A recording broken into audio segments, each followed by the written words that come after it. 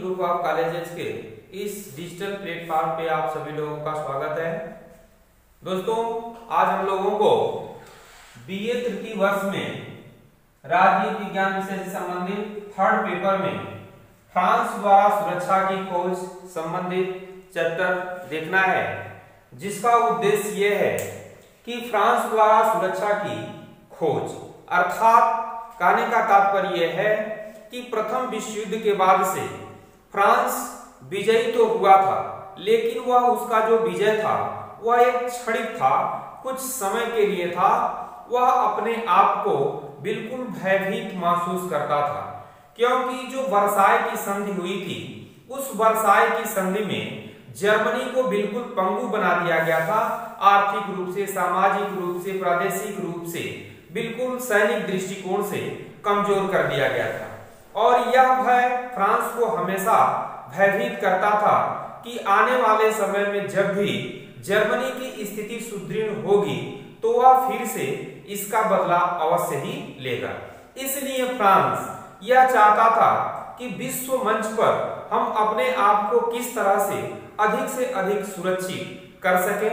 वह जर्मनी के आक्रमण से बिल्कुल भयभीत था, अतः फ्रांस की सुरक्षा के लिए वह जो फ्रांस की सुरक्षा की नीति थी, वह फ्रांस की विदेश नीति का एक मुख्य भाग बन चुका था।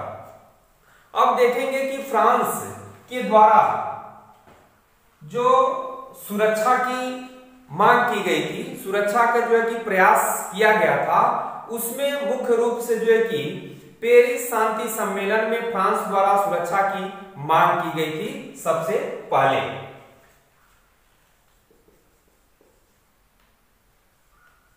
फ्रांस द्वारा सुरक्षा की मांग, तो पेरिस शांति सम्मेलन जो 1919 में हुआ था, उसमें यह फ्रांस के द्वारा जो है कि सुरक्षा की मांग की गई थी। और फ्रांस यह चाहता था कि राइन नदी तथा उस पर विद्यमान पुल पर फ्रांस का पूर्ण अधिकार प्राप्त हो जाए।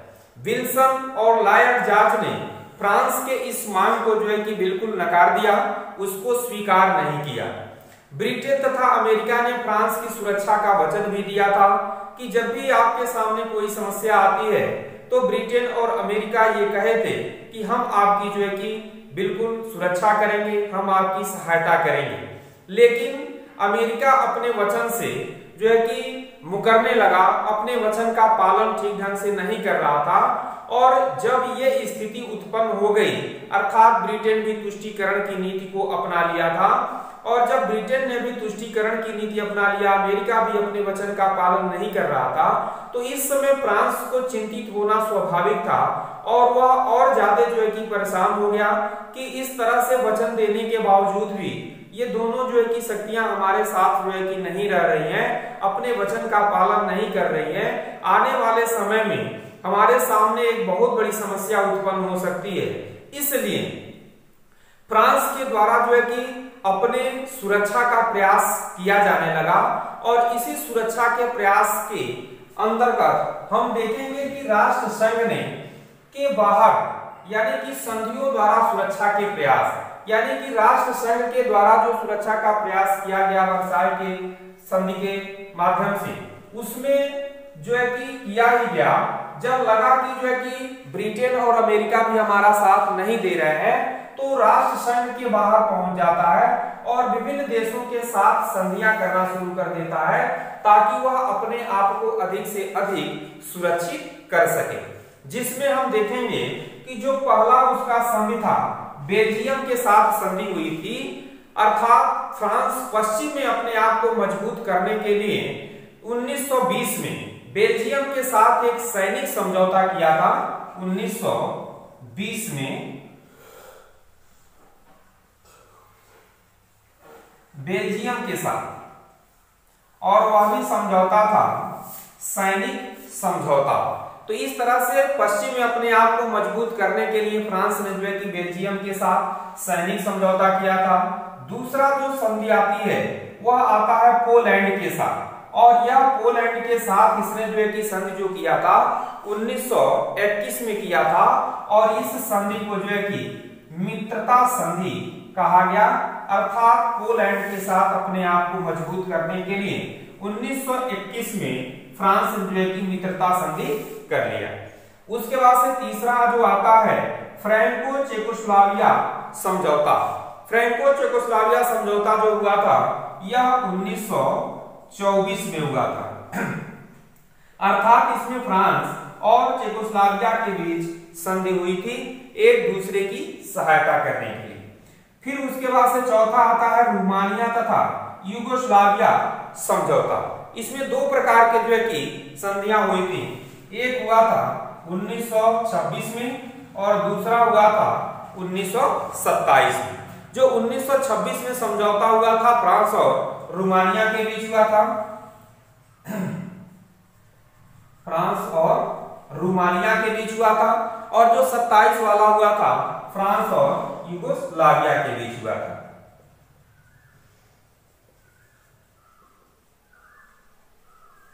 फ्रांस और यूगोस्लाविया के बीच हुई थी।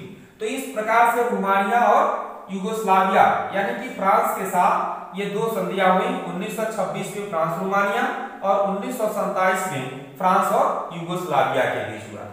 उसके बाद से आता है Franco Russian pact. Franco Russian pact का मतलब हो गया फ्रांस और सोवियत संघ अर्थात रूस के साथ, और यह संधि हुई थी 1932 और 1935 में। दो प्रकार की संधि यहां से हुई थी, 1932 में और 1935 में।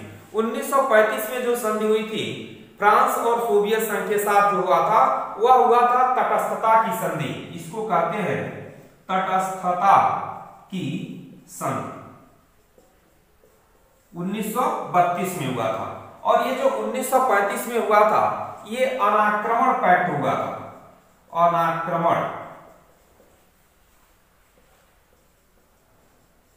कहने का तात्पर्य यह है कि 1932 में जो है कि तटस्थता की संधि होती है, और ये दोनों जो है कि फ्रांस और जो है कि सोवियत संघ के बीच हुआ। 1935 में जो है कि अनाक्रमण पैक्ट की संधि होती है, अर्थात न तो जो है कि फ्रांस सोवियत संघ पर और न सोवियत संघ फ्रांस पर आक्रमण नहीं करें। तो इस तरह से ये पांचवा संधि रहा। उसके बाद से आता है फ्रेंच ब्रिटिश समझौता। यह 1938 में जो है कि मित्रता संधि थी ब्रिटेन और फ्रांस के बीच। तो इस तरह से फ्रांस के द्वारा राष्ट्र संघ के अलावा भी यानी कि राष्ट्र संघ से बाहर निकल करके वह अपने आप को सुरक्षित करने के लिए विभिन्न देशों के साथ जो है कि संधि स्थापित करता है, ताकि वह अगर उसके सामने कोई समस्या उत्पन्न होती है, जर्मनी के द्वारा आक्रमण किया जाता है, तो वह इन देशों के साथ संधियों के तहत अपने आप को सुरक्षित रख सकता है। उसके बाद से हम लोग देखेंगे कि राष्ट्र संघ के बाहर तो वह अपने सुरक्षा का प्रयास किया ही किया, इसके साथ साथ वह राष्ट्र संघ के द्वारा भी सुरक्षा के प्रयत्न आपस में किए थे, जिसमें से प्रमुख आता है आपका पहला पारस्परिक सहायता की संधि का मसविदा। ध्यान दीजिएगा, पारस्परिक सहायता की संधि का मसविदा, यानी कि आपस में जो है कि जो भी देश राष्ट्र संघ के सदस्य देश थे आपस में संधि के माध्यम से जो है कि उसको सुरक्षित करने का प्रयास किए थे, और इस संधि के माध्यम से वह अपने आप को सुरक्षित करने का प्रयास किया था, ताकि उसके जो भी सदस्य देश थे वह सदस्य देश जो है कि अपने आप में एक दूसरे के बीच अगर कोई विवाद उत्पन्न होता है तो वह राष्ट्र संघ का सहारा ले करके और उस समस्या का समाधान करेंगे। ऐसा नहीं करेंगे कि वह जो है कि युद्ध के माध्यम से उस समस्या का समाधान करेंगे। उसके बाद से आता है आपका दूसरा जेनेवा प्रोटोकॉल। जेनेवा प्रोटोकॉल का तात्पर्य यह है कि इंग्लैंड में मजदूर तथा सरकार के बीच संघर्ष उत्पन्न हो चुका था, और यह जो संघर्ष था तो राष्ट्र संघ के द्वारा यह प्रयास किया गया कि अगर किसी भी देश में भी अगर मान लीजिए कि सरकार के बीच, जनता के बीच या फिर एक देश से दूसरे देश के बीच यदि विवाद उत्पन्न होता है तो उसको हम मध्यस्थता के माध्यम से दूर करने का प्रयास करेंगे, और यह मध्यस्थता ही जेनेवा प्रोटोकॉल के नाम से जाना जाता है। तो इस तरह से जेनेवा प्रोटोकॉल का तात्पर्य है कि विवादों का निपटारा जो होगा वो मध्यस्थता से किया जाएगा और ये राष्ट्र संघ का प्रयास था। उसके बाद से आता है लोकार्नो की संधियां। लोकार्नो की संधियां जर्मनी फ्रांस के सामने एक प्रस्ताव लेकर के आता है कि वह एक पीढ़ियों तक दूसरे के विरुद्ध किसी भी तरह का कोई भी युद्ध नहीं छेड़ेंगे, लेकिन फ्रांस उसको स्वीकार नहीं करता है। लेकिन इस जर्मनी के प्रस्ताव को बार बार दोहराने के बाद से जो है कि फ्रांस उसको स्वीकार करता है और उसके समझ में आता है कि यह प्रस्ताव जो है कि हमारे हित में है, क्योंकि एक पीढ़ियों तक जो युद्ध न करने की बात है। तो इस तरह से लोकार्नो संधि के माध्यम से भी फ्रांस के द्वारा सुरक्षा का प्रयास किया गया और यह जो लोकार्नो की संधि थी यह राष्ट्र संघ का ही प्रयास था।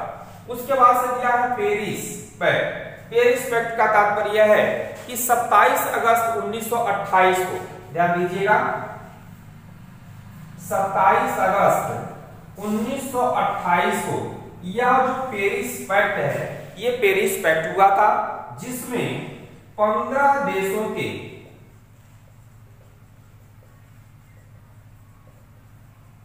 प्रतिनिधियों ने भाग लिया। यानी कि इस पेरिस पैक्ट में 15 देशों के प्रतिनिधियों ने भाग लिया और यह 15 देशों के प्रतिनिधियों ने यह आपस में निश्चय किया कि आपस में किसी भी तरह का अंतरराष्ट्रीय कोई समस्या उत्पन्न होती है तो इसका निपटारा जो होगा वो राष्ट्र संघ के ही द्वारा किया जाएगा, न कि युद्ध के द्वारा किया जाएगा। तो इस प्रकार से पेरिस पैक्ट के द्वारा भी फ्रांस अपने आप को जो है कि राष्ट्र संघ के द्वारा अपने आप को सुरक्षित करने का प्रयास किया। तो इस प्रकार से हम देख सकते हैं कि प्रथम विश्व युद्ध के बाद यानी कि फ्रांस अपने आप को सुरक्षित करने के लिए विश्व के अनेक देशों के साथ अनेक प्रकार की संधि किया, राष्ट्र संघ के साथ भी जो है कि अनेक प्रकार के समझौता के माध्यम से विभिन्न देशों के साथ जो है कि मिल करके प्रयास करता रहा ताकि आने वाले समय में हमारे साथ जर्मनी का जो व्यवहार है वह जो बदले की भावना की बात है वह हमेशा के लिए समाप्त हो जाए और हम हमेशा सुरक्षित बने रहें। तो दोस्तों हमें विश्वास है कि आप लोगों को ये वीडियो समझ में आया होगा। तब तक के लिए धन्यवाद।